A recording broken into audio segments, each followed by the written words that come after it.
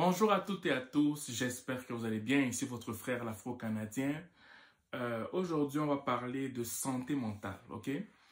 Avec l'inflation, avec la COVID, avec tout ce qui se passe présentement dans le monde, on se rend compte que particulièrement au Canada, la santé mentale a quasiment triplé bien avant que la COVID n'arrive. Donc, depuis le début de la COVID jusqu'à nos jours, on s'est rendu compte qu'au Canada, la santé mentale a quasiment triplé. Et ça touche toutes les tranches d'âge. Ok? Ça touche toutes les tranches d'âge. C'est la raison pour laquelle quand je vous parle souvent de faire attention à vos fréquentations, quand je vous parle souvent de faire attention à vos choix professionnels, quand je vous parle souvent de faire attention à l'environnement dans lequel vous vous trouvez, si on vous accepte ou si on ne nous accepte pas, c'est parce que ces réalités-là, sans avoir lu ça dans le journal, je me rendais compte vraiment qu'il y a un problème au sein de la société parce que les gens sont soit surexcités, soit tendus, soit énervés. Les gens font souvent des choix bizarres, côtoyer des gens pas parce que ils aiment forcément rester en compagnie de ces personnes-là, mais parce que les personnes-là peuvent être là pour eux, au moins leur apporter ce soutien de base-là, même si la relation est toxique en fait. Donc, il y avait tellement de nonsense qu'on voyait en société qui me faisait voir que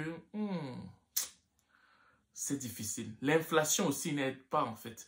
En gros, on va lire cet article qui parle de santé mentale et j'aimerais vraiment qu'après cette lecture-là, que vous et moi prenions des décisions pour protéger notre santé mentale.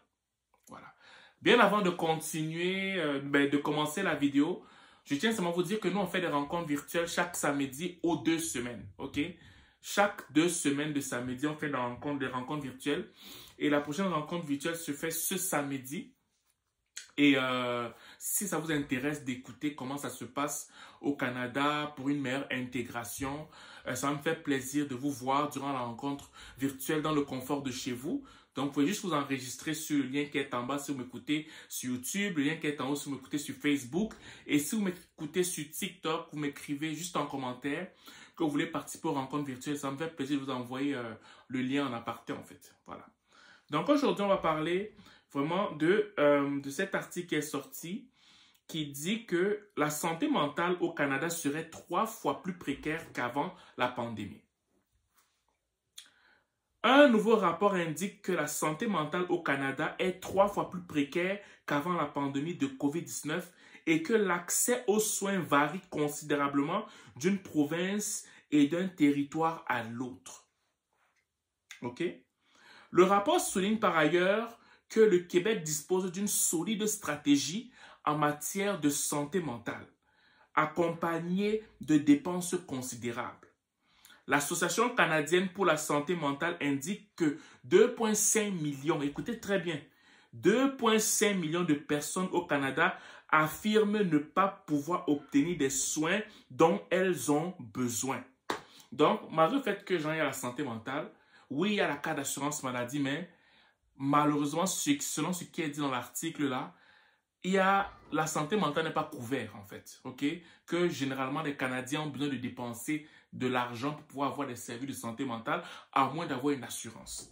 Donc c'est pour cette raison que ça explique que là on ne te parle juste de 2,5 millions de personnes, on ne parle pas de ceux qui ont pu payer là. On te dit que 2,5 millions de personnes au Canada affirment ne pas pouvoir obtenir les soins dont elles ont besoin. Donc, combien de personnes obtiennent des soins et qui ont des problèmes de santé mentale? Ça, c'est la question qu'on se pose. Le rapport indique également que 57, c'est là où ça m'a beaucoup frappé. Le rapport indique également que 57% des jeunes de 18 à 24 ans présentent des signes précoces de maladie mentale déclarent ne pas avoir les moyens de se faire soigner. Regardez, avant, on ne pensait pas à ça. On ne se disait pas que des jeunes entre 18 et 24 ans pourraient avoir des problèmes de santé mentale. Quand je disais souvent dans mes vidéos que tu n'as plus le temps d'être jeune, on ne me croyait pas, on ne m'écoutait pas. La notion d'être jeune, de vivre d'abord sa jeunesse, c'était un privilège que nous avions avant. Parce que maintenant, à l'état actuel des choses, la responsabilité est devenue précoce et appelle beaucoup plus rapidement les jeunes à mettre la main à la pâte. Ça fait en sorte que moi, selon moi, ok, je suis quelqu'un qui essaye, un essayiste, je pense, je dis des choses comme ça. Mais selon moi, j'ai l'impression que la santé mentale, là, majoritairement, parmi les jeunes de 18 à 24 ans, c'est que la responsabilité sociale a brusqué beaucoup de jeunes.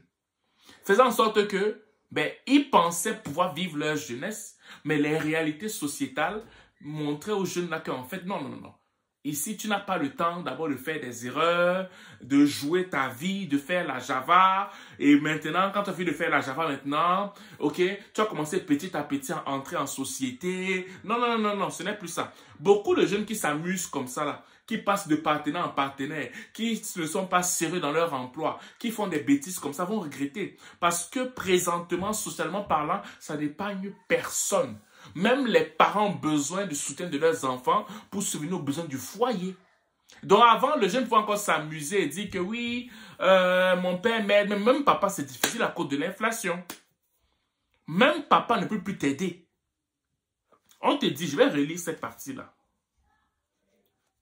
Le rapport indique également que 57% des jeunes de 18 à 24 ans qui présentent des signes précoces, de maladie mentale déclarent ne pas avoir les moyens de se faire soigner. Les moyens de se faire soigner. Moi, c'est ça que je voulais d'abord lire. La notion des jeunes là. C'était ça que moi, je voulais vraiment faire un zoom au niveau de la jeunesse.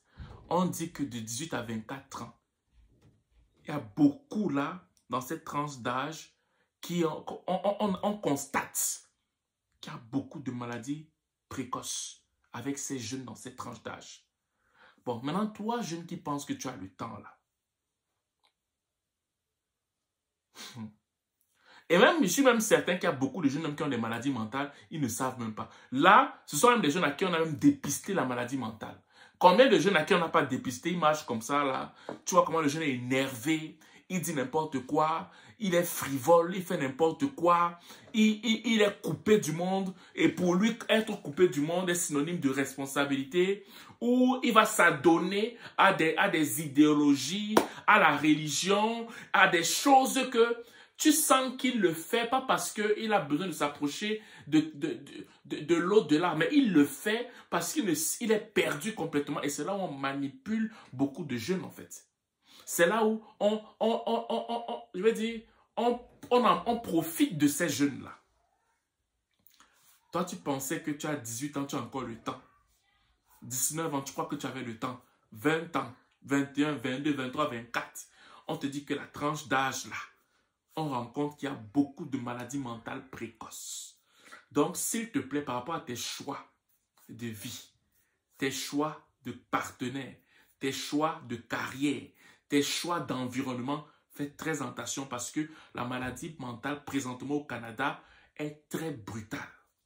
Et aussi, je pense à ces jeunes-là, au niveau des étudiants étrangers qui sont au Canada, avec toutes les lois qui sont votées, les travailleurs temporaires qui sont arrivés, qui ont quitté tout, ça aussi c'est tellement créer une forme de pression sociale parce que la famille demande d'apporter quelque chose.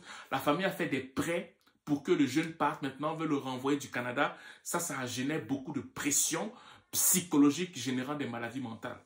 Donc vraiment, je prie dans le puissant nom de Jésus que tous les jeunes qui se trouvent dans cette situation-là, que vous soyez totalement guéris. Et toutes les personnes en dehors de cette tranche d'âge, vous savez, vous êtes touchés, vous êtes traumatisés, troublés par la maladie mentale, que le Seigneur vienne vous visiter dans le puissant nom de Jésus. Merci Seigneur pour la guérison que tu donnes à ces jeunes. Et je te bénis parce que tout maintenant va se résoudre. Vous allez avoir la santé de fer, vous allez avoir des idées renouvelées et vous allez avoir des solutions à vos problèmes qui tracassaient votre âme en fait. Voilà. Donc j'espère que cette vidéo va te toucher. Sur ce, je te souhaite de passer une excellente journée ou une excellente soirée, dépendamment du lieu où tu m'écoutes. Ciao.